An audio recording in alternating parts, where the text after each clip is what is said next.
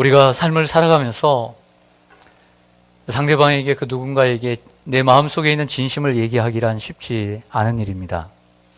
왜냐하면 내 마음속에 있는 진심을 얘기할 때 그 상대방이 내 말을 오해하거나 내가 원하지 않는 엉뚱한 반응을 할 수 있기 때문입니다. 그래서 우리는 살아가면서 내 속에 있는 진심을 순간순간 숨기고 살아갑니다. 그리고 그 진심을 이야기할 때가 되었다고 생각할 때에만 그 진심을 이야기합니다. 오늘 읽어주신 본문도 마찬가지입니다. 예수님은 3년 동안이나 12명의 제자들과 함께 동고동락을 했지만 그 제자들에게 자기의 진심을 고스란히 내놓지는 않았습니다. 3년이 다 되어가고 이제 그들에게 얘기할 때가 되었다라고 생각을 하시고 자신이 누구이며 그리고 자신이 이 땅에 오신 목적이 무엇인가를 말씀하는 첫 장면이 오늘 본문입니다. 비로소 말씀하시니라 그랬습니다. 예수님께서 이 땅에 오신 목적은 하나님과 우리의 관계를 회복시키기 위함이었습니다. 하나님과 우리의 관계를 회복시킨다는 것은 우리 인간이 죄를 지어서 하나님과 멀어졌다는 것입니다. 이 죄로 말미암아 멀어진 하나님과의 관계를 회복시키기 위해서 예수님께서 꼭 하셔야 했던 일은 십자가를 지는 일이었습니다. 예수님께서 자신이 십자가를 지고 부활할 것을 이야기하셨을 때 수제자인 베드로는 역시나 그 말을 오해하고 엉뚱한 반응을 보였습니다. 예수님께 항변하고 예수님이 십자가를 지시는 일은 절대 일어나지 않을 것이라고 우리가 나서서 저지할 것이며 우리가 그렇게 하겠다고 장담을 합니다. 이것이 오늘 본문의 내용입니다. 이처럼 누군가에게 내 진심을 이야기한다는 것은 참 어려운 일입니다. 상대방이 내 말을 이해하지 못하고 그리고 엉뚱한 반응을 일으킬 수 있기 때문입니다. 예수님께서 십자가를 지시면 제자들의 꿈이 사라지기 때문인 것이죠. 3년 동안이나 함께 했음에도 불구하고 그 제자들은 예수님께서 지금 그 이스라엘을 지배하는 그 로마에게서 해방을 시키고 예수님이 유대인의 왕이 되면 자신들이 한 자리 차지하겠다는 것이 그들의 꿈이었기에 예수님이 죽으면 그 꿈이 사라지기 때문입니다. 이 내용을 알고 계셨던 예수님은 오늘 16장 23절에서 이렇게 베드로에게 얘기합니다. 무시무시한 얘기죠. 사탄아, 내 뒤로 물러가라. 너는 나를 넘어지게 하는 자로다.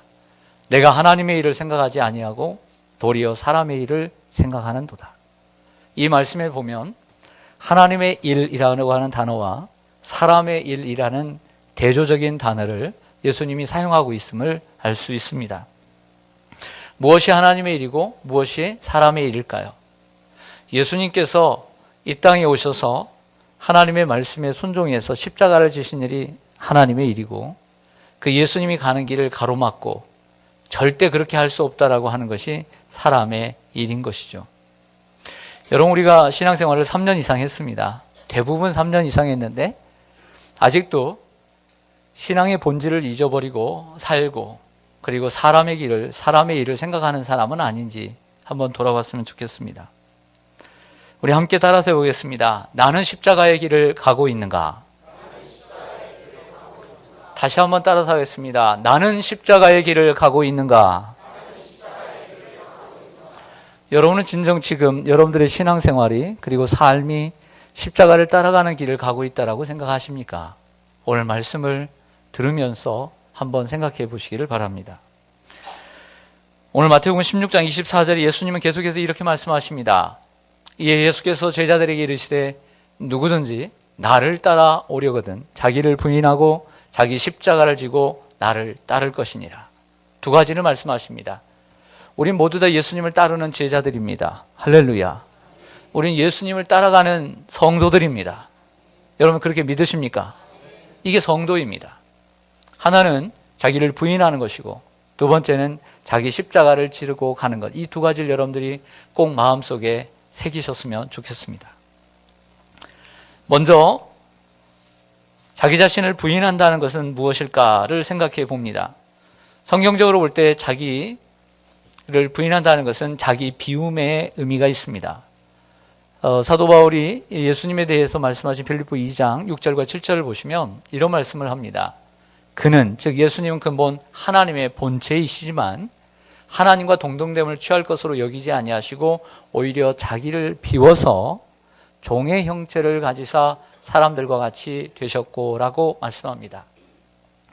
이 비하 기독론에 보면 예수님께서 본래는 하나님의 본체라는 말은 하나님이셨다는 거예요. 그러나 하나님이신 것을 포기하고 자기를 비워서 종의 형체, 사람의 모습을 입으셨다라고 말씀을 하고 있습니다. 우리는 우리가 가지고 있는 능력들을 내려놓아야 합니다. 이것이 자기 부인입니다. 내가 내 능력을 내려놓지 않을 때 우리는 우리의 힘으로 주의 일을 하게 됩니다. 자꾸 내 힘으로 하고 내 지식으로 하고 내 능력으로 하고 내 재주로 하려고 합니다. 이건 하나님의 일 아닙니다. 내 힘으로 실컷 해놓고 하나님의 일을 했다라고 하는 것은 이것은 잘못된 것입니다. 내 힘으로 했으니 그것은 자기의 일이고 사람의 일일 뿐인 것이죠. 우리는 무엇이든지 하나님이 주시는 힘으로 내 것을 내려놓고 하나님을 철저하고 그리고 온전하게 범사에 하나님을 의지함으로써 주의 일을 감당해야 될 줄로 믿습니다. 자기를 부인한다는 것은 자기의 능력을 온전히 예수님처럼 내려놓고 자기를 비우고 후에 주님만을 의지하면서 하나님만을 철저하게 의지하고 따라간다는 의미가 있는 것입니다. 또한 자기를 부인하라는 것은 자신의 야망과 욕심을 버리고 예수님을 따르라는 것입니다.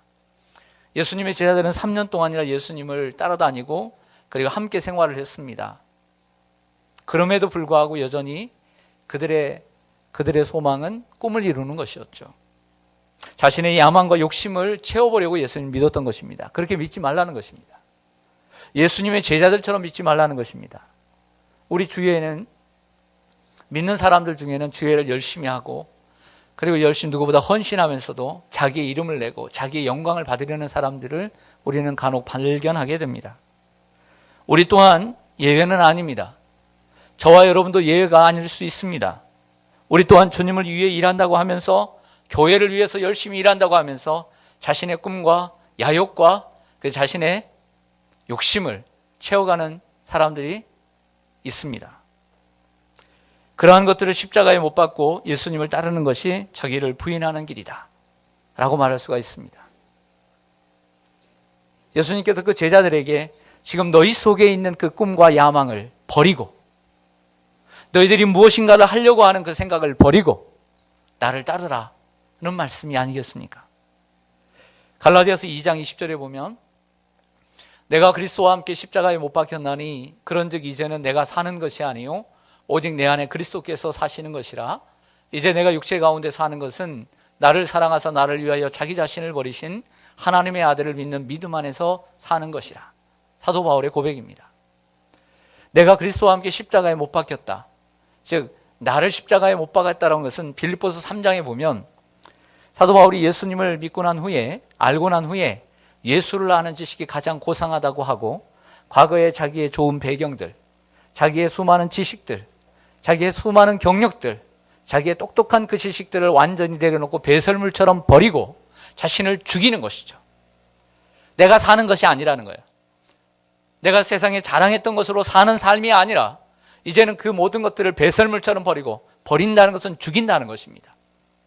그리고 내 안에 예수께서 사는 것, 이것이 자기를 부인하는 길이라고 사도 바울은 얘기합니다. 결국 자기 부인이란 자기는 죽고 그 안에 예수님이 사는 것. 여러분, 우리가 살 때가 얼마나 많습니까? 우리 가정에서도 아버지 가장이 살 때가 얼마나 많습니까? 요즘은 여성 시대가 여성 상위 시대가 되었는데 얼마나 여성들이 그 주님의 자리를 차지하는 일이 얼마나 가정에서 많습니까? 자기는 죽고 그 안에 예수님이 사는 것. 그리고 자기는 없고 예수님의 이름과 영광을 위해 사는 삶이 자기 부인의 삶인 것입니다. 두 번째로 자기 십자가를 지고 나를 따를 것이니라고 이야기를 합니다. 십자가를 지고 따르라. 예수님의 십자가가 있지만 우리 각자의 십자가가 있다는 말씀인 것이죠. 그래서 이것은 좀 더 세분해서 생각해 볼 수 있습니다. 먼저 십자가는 수치와 모욕을 받는다는 것입니다. 따라서 하겠습니다. 수치와 모욕을 받는다. 일단 십자가를 진다는 것은 부끄러움을 당한다는 것입니다. 당시에 유대인들이 십자가를 어떻게 생각했습니까? 십자가를 지는 것은 수치스럽고 혐오스러운 일로 생각을 했습니다. 신명기 21장 23절에 보면 이렇게 나와 있습니다. 나무에 달린 자마다 하나님께 저주를 받았느니라. 사도 바울이 처음에 예수님을 긴가민가했습니다. 예수님이 메시아로 오신 분이라고 말을 하고 있는데 그분이 정말 하나님의 아들이고 우리의 구원자인지 긴가민가 하다가 어느 순간에 결정을 내렸냐면, 판단을 내렸냐면 예수님이 나무 십자가에 달려 돌아가시는 순간 결정을 내렸어요. 어떤 결정을 내렸냐면 이분은 정말, 이 사람은 하나님 보내신 메시아가 아니다. 왜냐하면 나무에 달린 자마다 하나님의 저주를 받는 자라 했는데 어떻게 나무 십자가에 달린 저분이 메시아가 될 수 있는가 하고, 예수님이 죽는 순간 그들이 그 예수가 가짜고 그를 따르는 이들이 이단이라고 생각을 하고 예수 믿는 사는 사람들을 죽이려 했던 것입니다. 사도 바울을 잘 보십시오. 예수님이 살아계실 때 사도 바울이 나왔습니까? 나오지 않았습니다. 예수님이 죽으시고 난 후에 사도 바울이 등장했다는 것을 기억해야 합니다. 긴가민가 하다가 나무에 달려 죽은 것, 하나님의 저주를 받은 사람이 어떻게 메시아가 될 수 있는가 라고 생각했던 것이죠. 그래서 유대인들은 나무 십자가에 달린 사람, 그리고 십자가를 저주의 표시로 생각했던 것이죠. 로마 사람들은 어떻습니까? 당시 세계를 제패했던 로마 사람들 또한 아무리 자기 사람들이 로마 시민권을 가진 사람 중에 아무리 극악무도한 범죄자가 있을지라도 그들은 절대로 십자가에 못 박지는 않습니다. 왜냐하면 십자가는 이 세상에서 그 고통을 줄 수 있는 최대의 고통의 형벌이기 때문입니다. 이처럼 십자가는 수치와 모욕과 고통스러움을 상징하는 것입니다. 메시아의 예언을 담고 있는 이사야 53장 3절을 한번 보시면요, 그는, 즉 예수님은 멸시를 받아 사람들에게 버림받았으며 간고를 많이 겪었으며 질고를 아는 자라. 마치 사람들이 그에게서 얼굴을 가리는 것 같이 멸시를 당하였고 우리도 그를 귀히 여기지 아니하였도다. 십자가는 수치와 모욕입니다. 그를 귀히 여기지 않는 것, 멸시를 받는 것, 이것이 십자가의 의미가 아니겠습니까? 우리가 주의 일을 할 때 칭찬만 받으면서 일할 수 있겠습니까? 내가 칭찬만 받으면서 주의 일을 하겠다라고 하는 사람은 그 생각을 버려야 합니다. 수치와 모욕을 받을 수 있습니다. 오해와 비난도 받을 수 있습니다. 누가 알아주지 않을 수 있습니다. 우리가 오해와 비난을 받거나 그리고 사람들이 알아주지 않는다 할지라도 모든 것을 아시는 하나님, 나의 마음을 아시는 그 하나님이 나를 알아주시니 그분 앞에서 최선을 다하고 그의 길을, 하나님께서 내게 주신 사명의 길을 가는 것, 그것이 바로 십자가를 지는 것입니다. 우리 교회에 충성스럽게 사역하는 한 성도님이 계십니다. 제가 들은 얘기니까 혹시 제가 잘못 전하지 않았으면 좋겠습니다.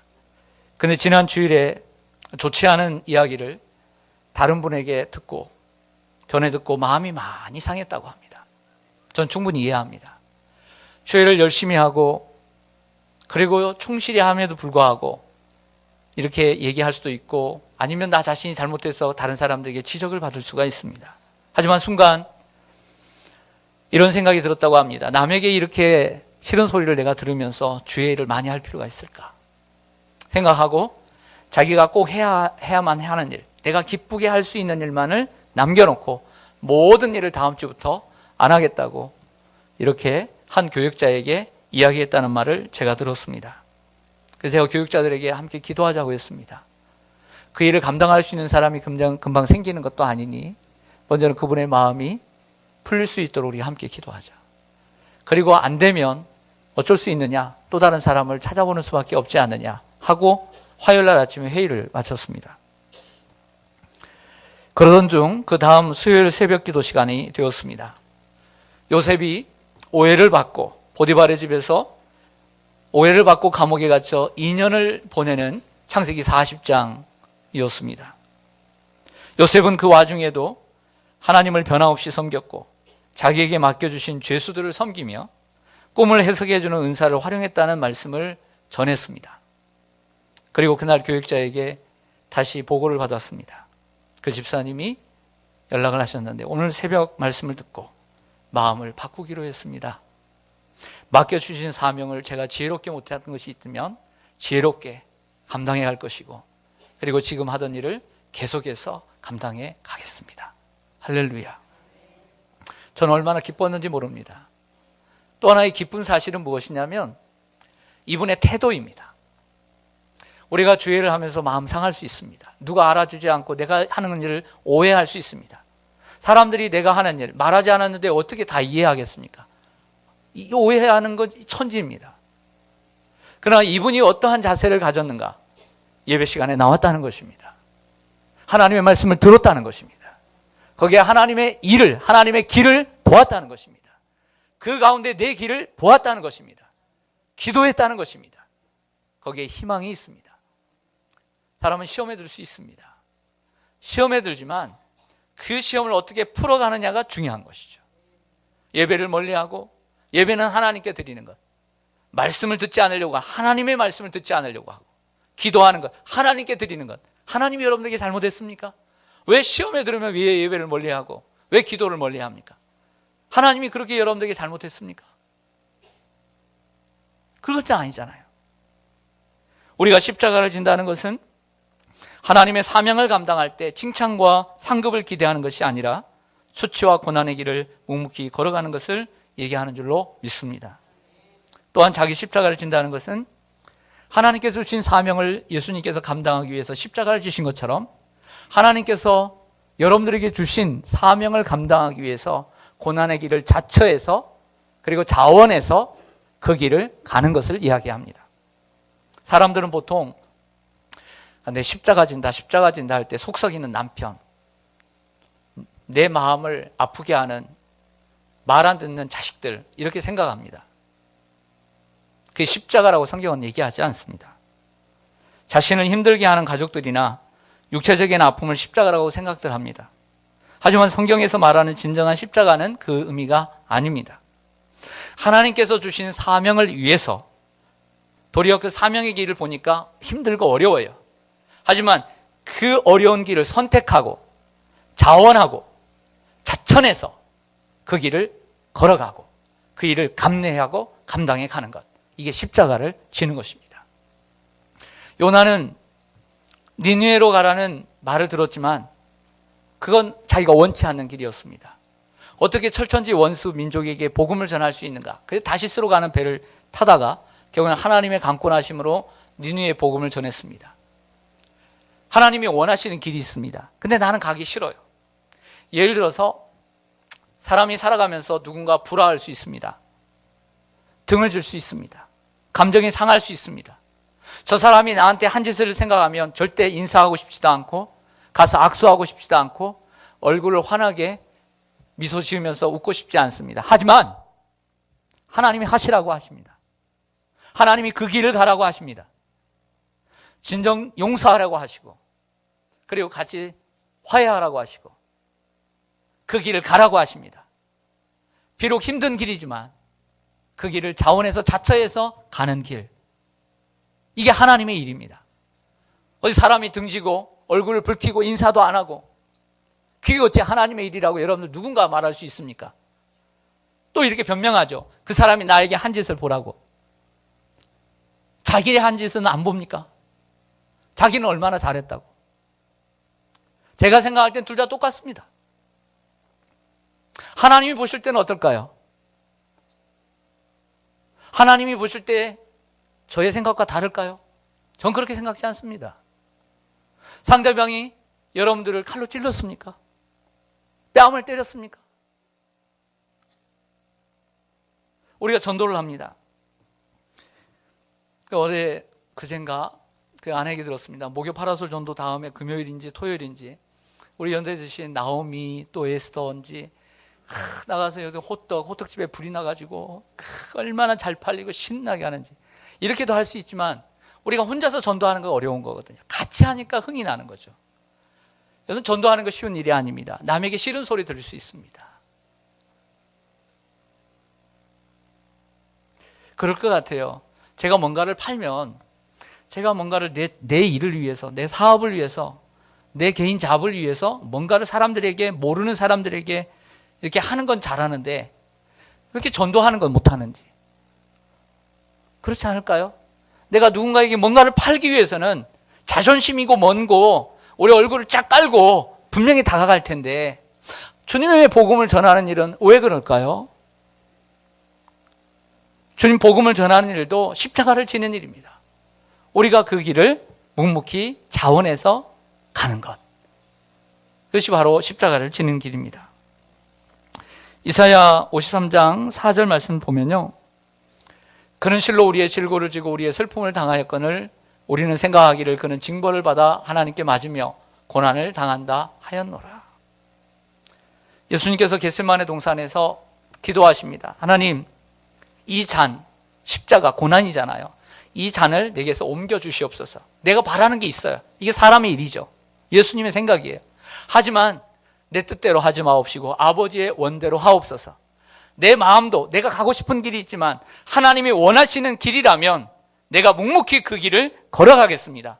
하나님이 원하시는 사명의 길이라면 그 길을 가겠습니다 하고 자원해서 그 고난을 선택하고 나아가는 것, 이것이 십자가를 지는 거죠. 할렐루야. 여러분들은 어떻게 하고 계십니까? 또한 십자가를 짓는다는 것은 남의 짐을 대신 지는 것입니다. 예수님은 우리가 져야 할 십자가를 대신 지셨습니다. 우리가 받아야 할 고난을, 저주를 예수님이 대신 저주를 받으셨습니다. 사도 바울이 오해했던 것은 그 하나님의 저주가 예수님이 잘못해서 받은 저주가 아니라 그렇게만 생각했는데 나중에 깨달은 건 뭐냐면 우리 인간, 나의 죄악을, 내가 받아야 될 저주를 예수님이 대신 받으셨다라고 하는 그 순간, 그 깨달음 통해서 변화된 거예요. 우리가 담당해야 할 죄악의 형벌을 십자가에서 대신 담당하셨습니다. 유명한 말씀이죠. 오늘 예배 시간에도 읽어주셨는데 이사야 53장 5절과 6절 시작. 그가 찔림은 우리의 허물 때문이요 그가 상함은 우리의 죄악 때문이라. 그가 징계를 받음으로 우리는 평화를 누리고 그가 채찍에 맞음으로 우리는 나음을 받았도다.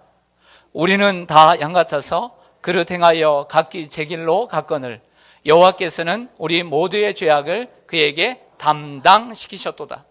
우리는 그릇 행하여 각기 제 길로 갔어요. 누구의 길? 사람의 길로 갔던 것이죠.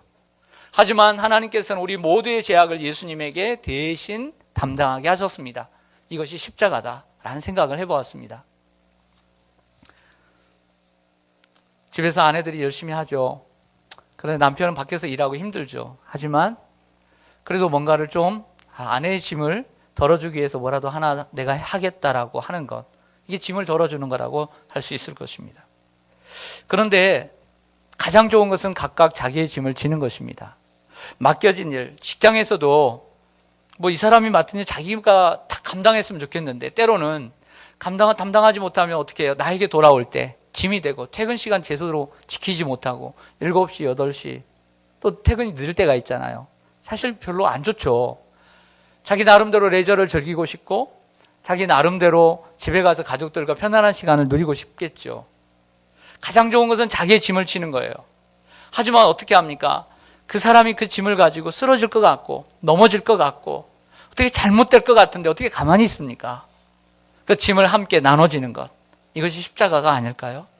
자식이 지금 힘들어서 정말 사업을 통해서 힘들어서 아파서 잘못될 것 같은데 어떻게 가만히 있을 수가 있습니까?